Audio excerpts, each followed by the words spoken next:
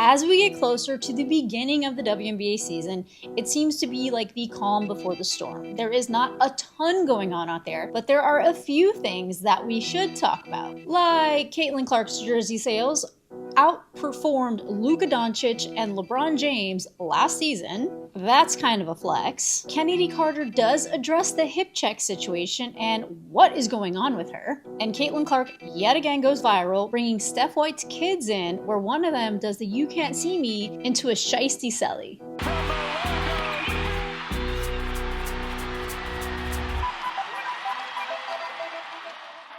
So it has been kind of quiet. There's been a little bit going on here and there. There's been some people signed to training camp on various teams. Nothing significant. People love to hear about the new hype around Caitlin Clark, which doesn't seem to die down. And even though this metric that I'm about to talk about is from 2024 and it has been around, right now it's just getting a lot of attention, so I thought I'd touch on it because I actually wrote an article about it for the Indiana Fever on SI. So we have another notch in Caitlin Clark's belt, as it's going around that she has the second most jersey sales, not in just the WNBA, but in the NBA. She eclipsed LeBron James, she eclipsed Luka Doncic, and she eclipsed Michael Jordan, who, by the way, deserves a nod for still even being in the top 10 of jersey sales. And the only person that outsold her as of November 2024 was Steph Curry. Now, Caitlin Clark being at the top of merchandise sales is nothing new, as she was at the top from the second her name got called in the WNBA draft. Within an hour,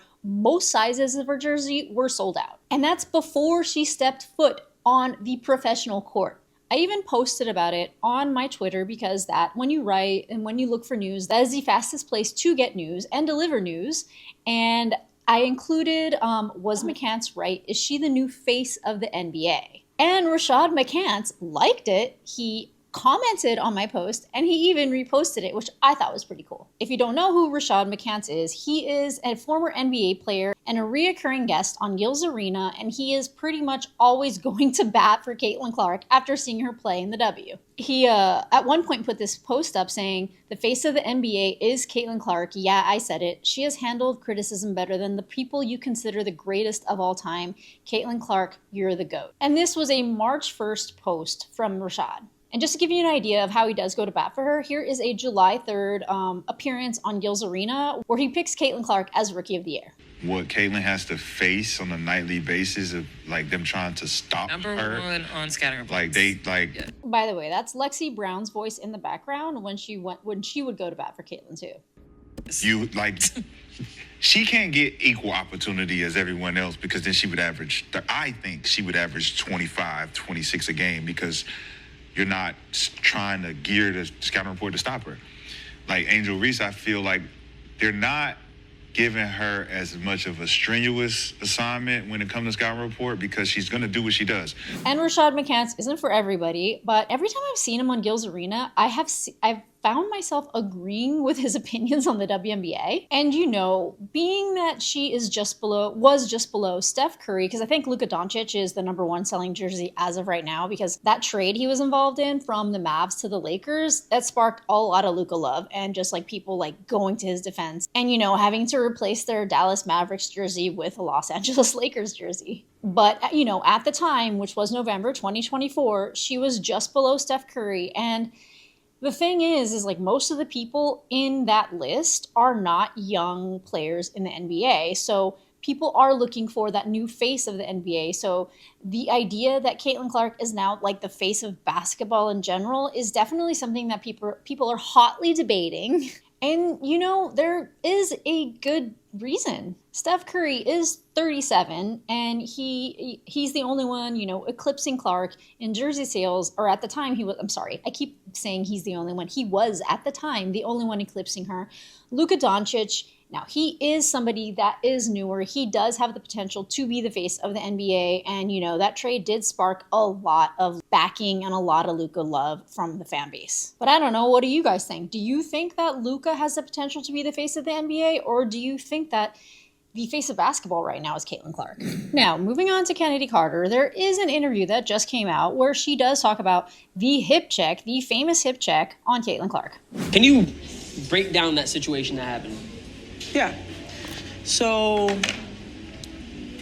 In basketball a little bit, there's things called talking, what you like to call smack or whatever everybody likes to call it. Yeah. Plays before things are said, you know, that's a part of basketball. I think a play before, maybe I was elbowed. Okay, that happens. Think the next play down, maybe something was said, and then maybe there was like a little clip of somebody like yelling in my face. And then we go down the court, then I hit like a little bucket, you feel me? Come down, hit like a little nice little mid-range pull-up. And then I just like, you know, just give her like a little like, I'm here. Like, you know, I don't think it was, you know what's crazy? Me and my brother went back and watched, and we seen a lot of clips in the NBA of guys getting like pushing LeBron. Like, I think it was Jeff Teague or somebody who like pushed LeBron out of bounds, like said, man, I was mad because like we couldn't stop him.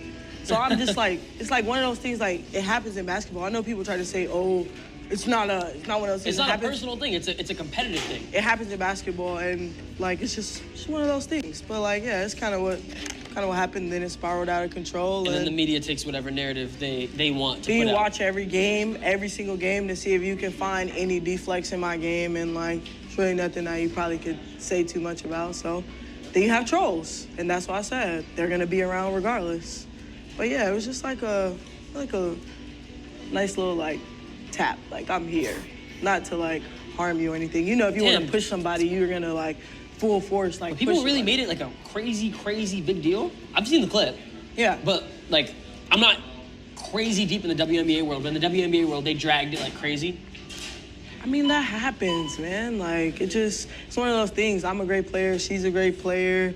It looks a certain way. Everybody's gonna have their views on it. But my personal view is, you know, I don't have anything against her. She's a great player, and so am I.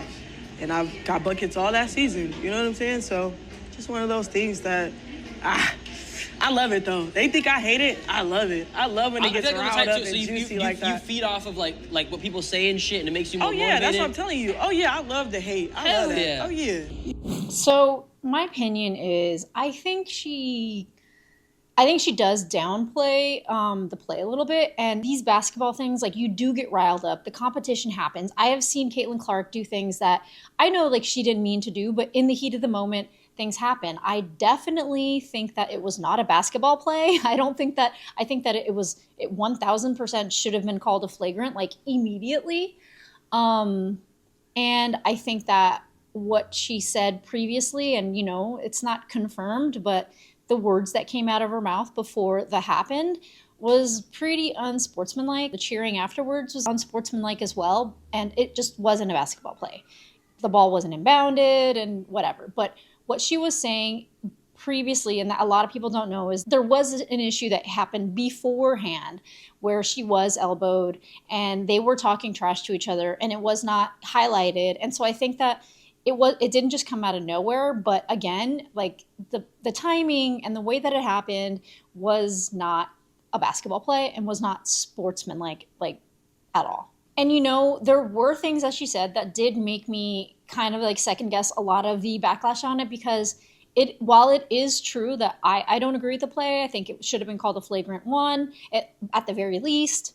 I think that a lot of the women in the WNBA get like chastised a lot more than men in the NBA do. One obvious like person that comes to mind is Draymond Green, and I have seen him do the craziest stuff to other players, you know, including like areas that are very painful for men, if you know what I'm talking about. And, you know, he is still in the league, and I don't know what you think about him being in the league or not, but I think that there's a little more criticism when women do get physical in a league as opposed to when men get physical. Now, all that being said, I made an entire video about Chennedy Carter's past and what she has done, and the fact that it is kind of risky signing a player like her to a team, not only for that one play, but this wasn't the first time it happened. And, you know, because she is so good and because she is so electric on the court, I was hoping that it was an isolated incident and it wasn't like possibly like the pattern that we've all been seeing. But I do see her behavior as a pattern, and I don't know if the chemistry on a team is able to like get past the way that she reacts in a locker room, because there are things that we don't know that were said in the locker room. And you have to wonder that Tyler Marsh, the new coach of the Chicago Sky, did talk to Angel Reese, which is pretty much their franchise star, and asked her opinion about bringing Chennedy Carter back to the Sky, as she was a restricted free agent. And I'm of the opinion, just my own personal opinion, that if Angel Reese went to bat for Chennedy Carter, that there might have been a better chance for her to come back to the team. I'm also of the opinion, completely speculating here, that it didn't necessarily go that way based on the fact that she's not with the team and she wasn't brought back in her restricted free agency. She was kicked off of the Atlanta Dream for an altercation with Courtney Williams. She was not brought back to the Sparks and was benched for a lot of the season she was with the Sparks due to poor conduct, according to the Sparks. And the Chicago Sky was her third chance. And I don't know if this is like a 3 strikes you're out vibe, but how many times has Draymond Green been in multiple over flagrant situations? And so that's what I'm comparing it to. I'm not necessarily saying that I would bring her back, because I don't even know what happened in that locker room. I don't know the full scope of what her behavior was like behind the scenes. Because if I was a GM, I would definitely weigh these options. I would not want to bring her back and to create a necessarily toxic environment in the locker room. But the fact that she is just so good and at what she does, it's weird. It just does make me think. It makes me think twice, and I hate to say that, because you never want to bring somebody that is has a bad attitude. And to me, it's weighing if it's just a bad attitude or if it actually is super toxic. But I don't know. She does credit Caitlin Clark, and I'm wondering if this was one of those types of interviews where there is a team interested in her and they do need her to clean up her rep and kind of go on some sort of apology media circuit type thing, and maybe bring her back either in the middle of the season, possibly at the very last minute before the season begins. She's definitely a polarizing player. A lot of people love her and a lot of people have the opposite feeling about her. Was it a cheap shot? 1,000%. Was it a basketball play? No way. Should she not be in the WNBA? I definitely cannot say without knowing the full scope of what went on behind the scenes.